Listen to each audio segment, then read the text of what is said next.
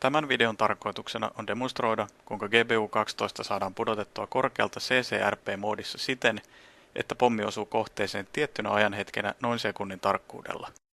Variaatioita tämän tempun toteuttamiseen on monia, mutta tämä nimenomainen tekniikka tähtää siihen, että kone laskee kaiken tarpeellisen datan minimoiden siten kuskin tekemät arviointivirheet. Esimerkkikohteena on tankki, joka on merkitty TGPL-spiiksi.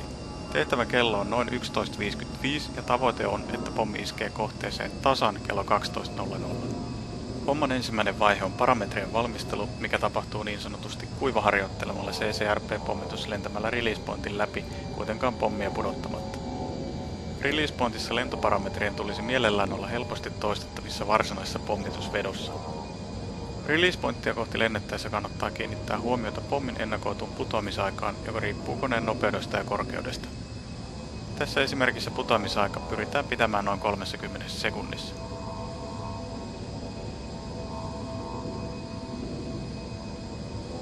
Tässä vaiheessa pommia ei vielä pudoteta, vaan haluttu release point otetaan mark pointtina talteen parametrien fiksaamista varten. Samalla luetaan koneen nopeus ja korkeus, jota käytetään myöhemmin referenssinä toivotuille pudotusparametreille.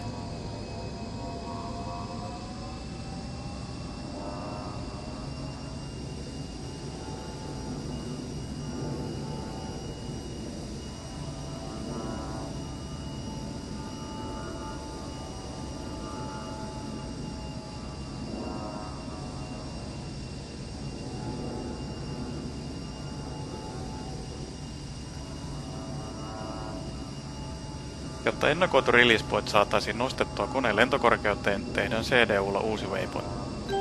CDU ehdottaa oletuksena äsken tehdyn mark pointin sijaintia, joten ainoastaan korkeus täytyy muuttaa referenssikorkeutta vastaavaksi.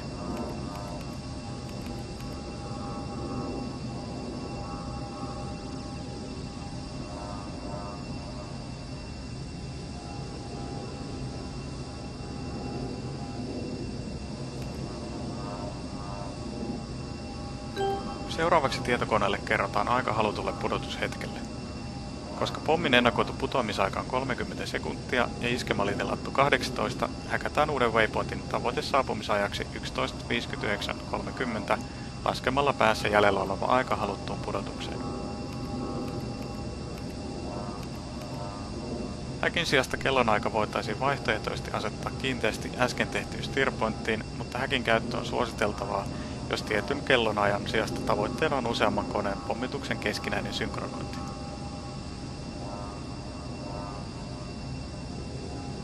Ajastuksen jälkeen HUDin nopeusindikaattorin alle ilmestyy tavoitenopeus, jolla release point saavutetaan tavoiteajassa. Kaarto kohti steerpointtia kannattaa ennakoida siten, että tavoitenopeus vastaisi kuivassa vedossa käytettyä nopeutta.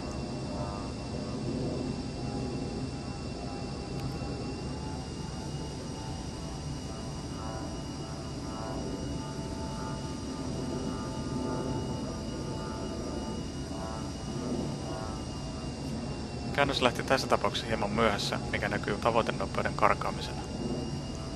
Aikataulua saa kurottua umpeen kiihdyttämällä vauhtia yli indikoidun tavoitenopeuden. Saapumisajan viivästyminen tapahtuisi puolestaan vastaavasti joko vauhtia hidastamalla tai säkläilemällä.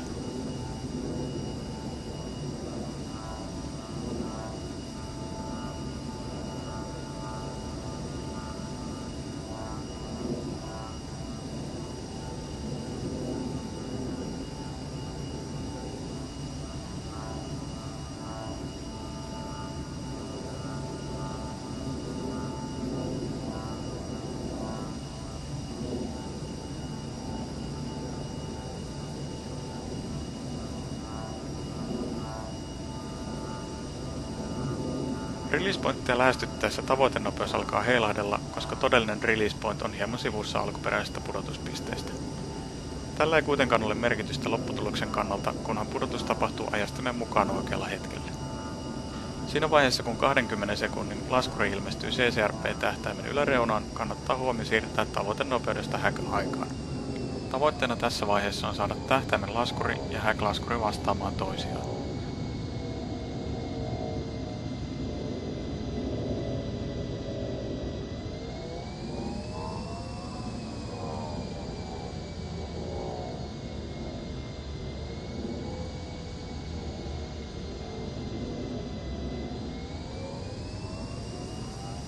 Kuten nähdään, pommipudotushetkellä lentonopeus ja korkeus vastaavat kutakuinkin harjoitteluvedon parametreja ja siten myös pommin pudotusaika on myös tässä tapauksessa 30 sekuntia.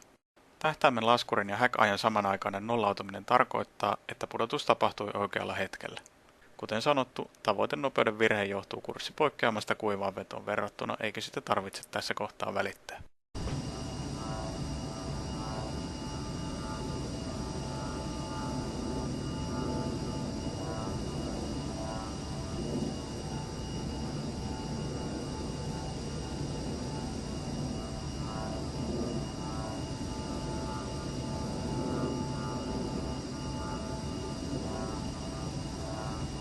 Aika kello 12.